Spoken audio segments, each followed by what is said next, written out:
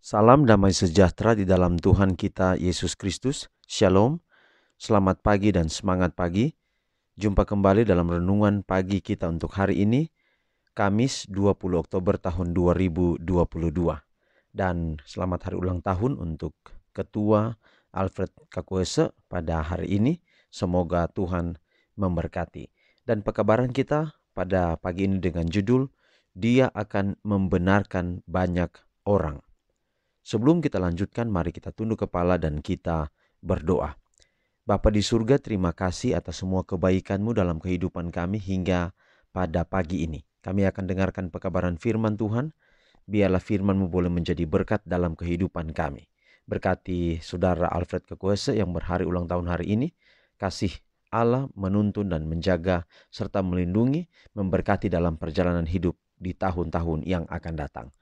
Kami sambut firman-Mu pagi ini dan alaskan doa ini dalam nama Yesus Tuhan dan Juru Selamat kami. Amin. Sekali lagi renungan pagi kita di pagi ini dengan judul Dia akan membenarkan banyak orang. Dan ayat firman Tuhan, Yesaya 53 ayat 11, sesudah kesusahan jiwanya, ia akan melihat terang dan menjadi puas, dan hambaku itu sebagai orang yang benar akan membenarkan banyak orang oleh hikmatnya, dan kejahatan mereka dia pikul. Sekali lagi Yesaya 53 ayat 11, sesudah kesusahan jiwanya ia akan melihat terang dan menjadi puas, dan hambaku itu sebagai orang yang benar akan membenarkan banyak orang oleh hikmatnya, dan kejahatan mereka dia pikul.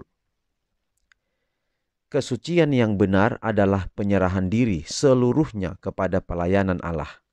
Inilah syarat kehidupan umat beragama yang benar.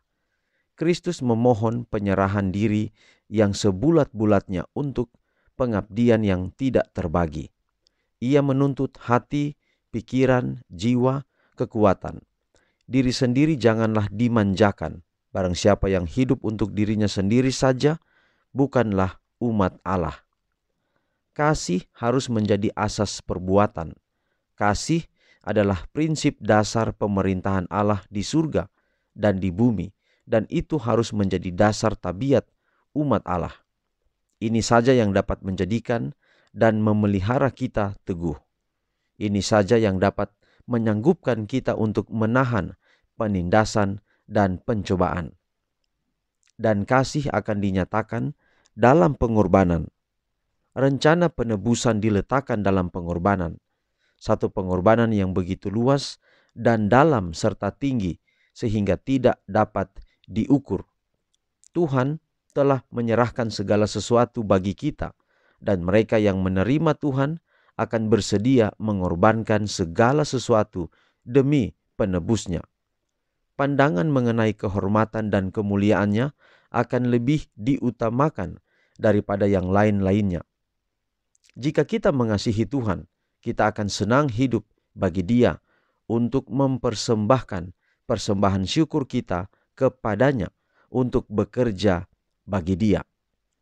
Penebus tidak akan menerima pelayanan yang terbagi.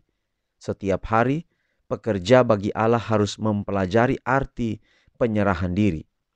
Ia harus mempelajari firman Allah, mempelajari artinya, dan menuruti peraturannya. Dengan demikian, ia dapat mencapai standar keistimewaan Kristen. Hari demi hari, Allah bekerja dengan dia, menyempurnakan tabiat, supaya dapat berdiri pada saat ujian terakhir.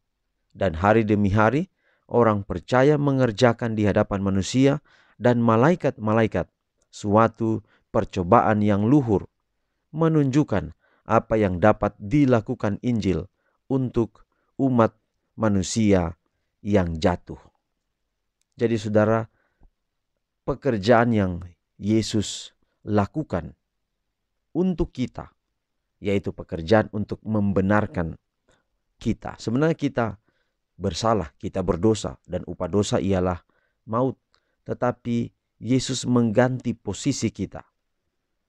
Artinya bahwa kita bersalah, tetapi Yesus membenarkan kita dengan kebenarannya. Dan ini agak rumit kita pikirkan. Tetapi kalau kita tinggal dalam Yesus dan kita hidup di dalam Yesus, kita akan mudah memahami ini. Artinya bahwa untuk hal keselamatan kita tidak memiliki andil. Tetapi kenapa kita setia kepada Tuhan melalui pergi ke gereja, mengembalikan persepuluhan, melawat, menginjil, dan sebagainya. Kita lakukan itu bukan untuk andil terhadap keselamatan kita. Tetapi kita lakukan itu adalah sebagai respons kita terhadap kasih-Nya yang begitu besar. Bahkan seluruh keberadaan kita, hidup kita, kita serahkan kepada Tuhan. Tidak dapat menjadi alasan untuk itu kita diselamatkan. Kita diselamatkan free. Kita diselamatkan 100% karena karya Allah melalui Yesus Kristus. Tanpa andil kita. Kalau kita melakukan yang terbaik, turut hukum, pelihara sabat, kembalikan persepuluhan, itu semua adalah karena kita merespons cinta Yesus, cinta Allah kepada kita. Itulah respons kita. Kalau kita mau mengasihi Dia, Yesus katakan Yohanes 14:15, turutilah segala perintahku jika kamu mengasihi aku. Itu kata Yesus. Jadi itu respons. Jadi saudara, kita dibenarkan hanya oleh karena kebenaran Kristus. Dan itulah pekerjaan yang hebat, pekerjaan yang besar yang Allah kerjakan melalui anaknya Yesus Kristus. Hari ini kita dipanggil. Mari saudara, kemarin kita diajak juga untuk mau bekerja bagi Dia, yaitu pergi kabarkan tentang kasih Allah kepada setiap orang yang belum tahu, yang sudah tahu diingatkan. Dan pada akhirnya melalui pekerjaan itu, tidak hanya kita, tidak hanya komunitas kita, tidak hanya jemaat kita, gereja kita, tapi lebih banyak orang lagi yang boleh beroleh selamat, boleh beroleh sorga ketika Yesus datang pada kali yang kedua. Kiranya pekabaran pagi ini memberkati kita semua. Mari kita akhiri dalam doa, mari berdoa. Bapa di surga, terima kasih atas firman Tuhan yang begitu indah hari ini. Kiranya dapat menguatkan kami, menuntun kami untuk tetap setia kepadamu. Kami bersyukur karena pengorbanan Yesus di kayu salib yang begitu luar biasa, membenarkan kami yang bersalah ini. Karena kami dibenarkan, jubah kebenaran Kristus dipakaikan kepada kami, menutupi keberdosaan kami, menutupi kekotoran kami. Terima kasih untuk perbuatan yang besar yang Engkau buat untuk kami. Berkati kami hari ini dalam setiap tugas tanggung jawab kami, dan pendengar renungan pagi melalui channel ini di mana saja berada, Tuhan kiranya memberkati. Inilah doa kami, terpuji nama Tuhan, dalam nama Yesus kami telah berdoa. Amin. Saudaraku, demikian pekabaran pagi ini. Sampai jumpa besok. Tuhan memberkati kita semua. Shalom.